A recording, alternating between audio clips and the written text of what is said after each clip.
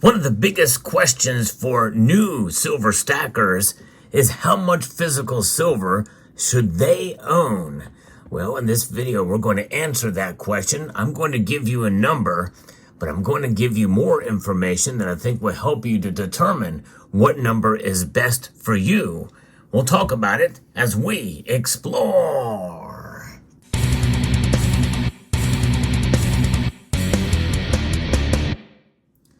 This is a question I get a lot, and I've answered it mostly in the midst of other videos, but I've never done an actual video solely focused on this issue.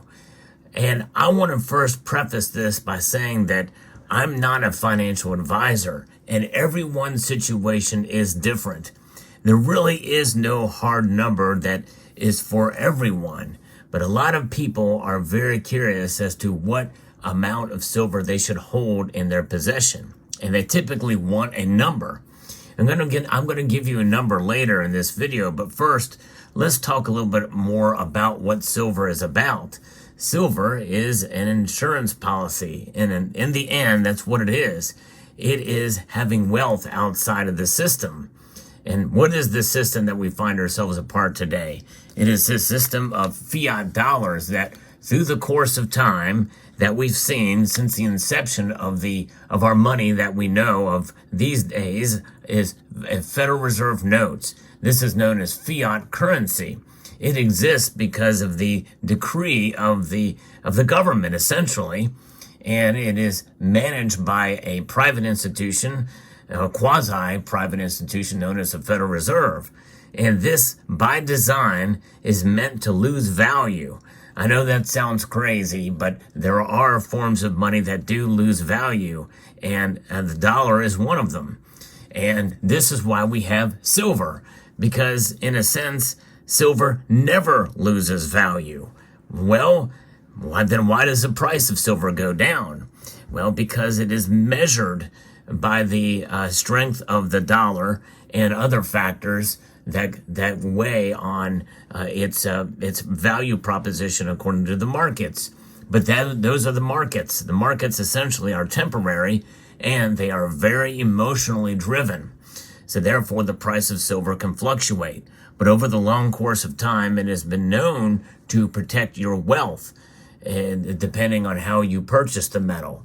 And that's why you should be very prudent in how you purchase silver.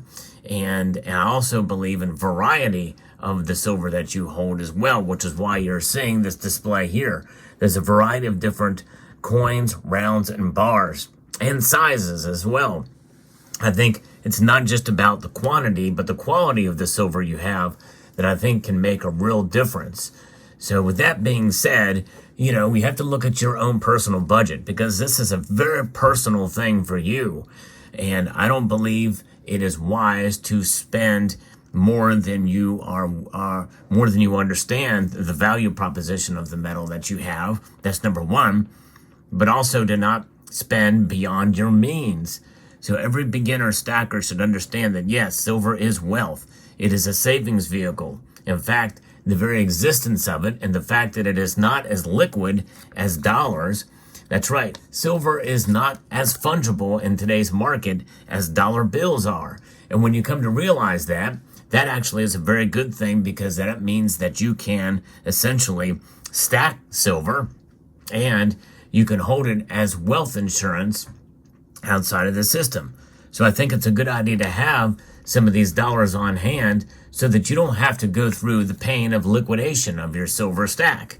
So even though it is not as liquid, it is liquid enough that it could be sold, especially if you have it in recognizable forms, such as bullion coins that are recognized by the nation from which you live, and also popular and recognized silver rounds. And these types of silver rounds, by the way, are vintage silver rounds, but they were essentially the type of silver round that you could get back in the day that were very well recognized. And there's other types of rounds as well too, but there is no shortage of selection of different silver products that you can have. But I think it's a good idea to have it in various different forms to be diversified from even within the metal itself, silver. Now, you can get something as large as a 100-ounce bar, but that's not nearly as liquid. And it's obviously good to have a lot of silver in a compact size, which is definitely a good thing. But you may not be able to afford to buy such a large bar, and it may be impractical to stack a whole lot of them together. The 10-ounce bar is a very good size to have because it is compact, but yet it is, essentially divisible enough that it can be liquidated fairly easy. 10-ounce and even 5-ounce bars as well.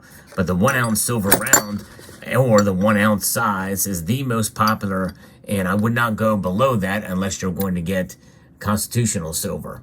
And that is really the best fractional silver to buy, is constitutional silver, or what is known as spending silver if it's silver coins from your country, or some people call it junk silver.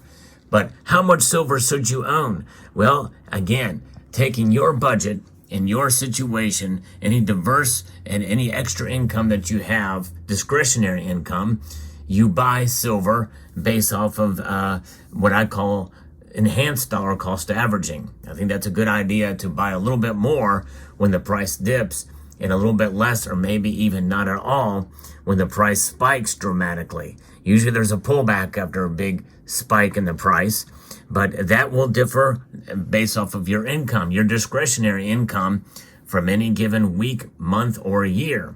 And so for some people, that may mean only buying about 10, 20 ounces a year. For others, it may be 100 ounces a week.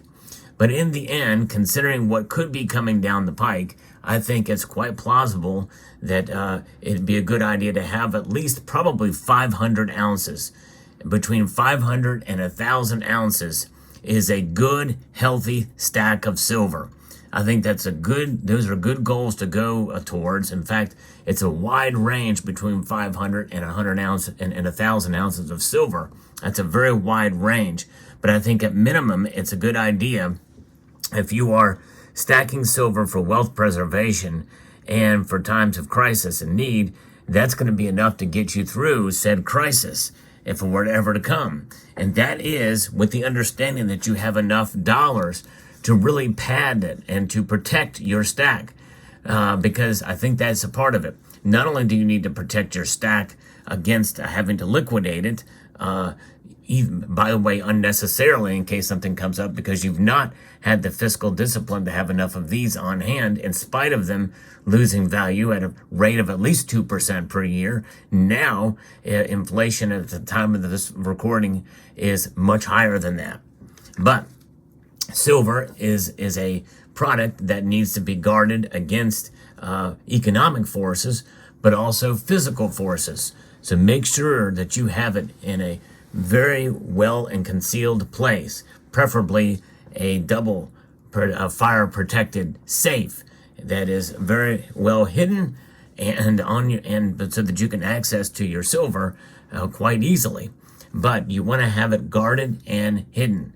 That means having ample security measures that includes cameras, and also includes as well as alarm systems and surveillance, but also, just in case your home, you have plenty of lead and brass and blued steel or stainless steel, in other words, guns. You want to have the guns and the ammunition to protect your silver.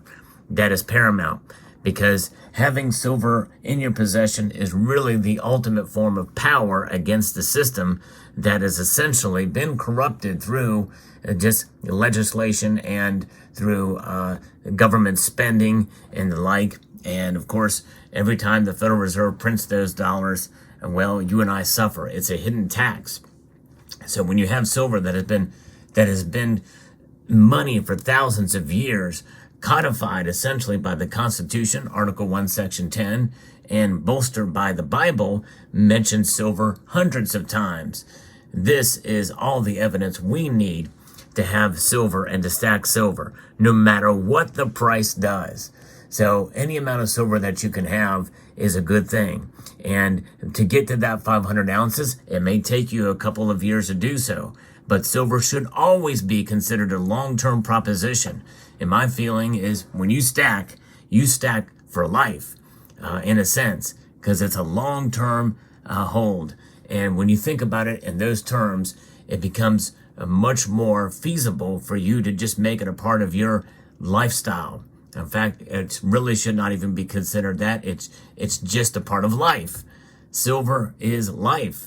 It is financial security, fiscal responsibility, and discipline and dedication. And when you come to that mindset of stacking silver, and you're realistic about the price action as it navigates through the course of time, and understand that it's wealth outside of the system, no matter what the price does, you'll feel much better about getting to that 500 ounces minimum. But it's going to take time, and it's a high goal for some. So I would say celebrate for every 10 ounces that you buy. Celebrate for every 50 ounces that you've accumulated. Get tubes. If you get some tubes and start filling the tubes and set those goals, you're going to get there. And have a time to celebrate and pat yourself on the back whenever you meet those small goals. Sooner or later, you're going to have 100 ounces, and you're going to be very, very pleased. And by the way, for every ounce of silver that you have in your possession, that's an ounce of silver that's outside of their possession that they use for industry. And more than likely, that means that they're going to have to either mine some more, or the price is going to go up because it's in your possession. It's not a part of the market, not a part of the overall silver market. That gives you power and not them, no matter what your feelings are about manipulation, price suppression, and the big banks and what their goals and agendas are.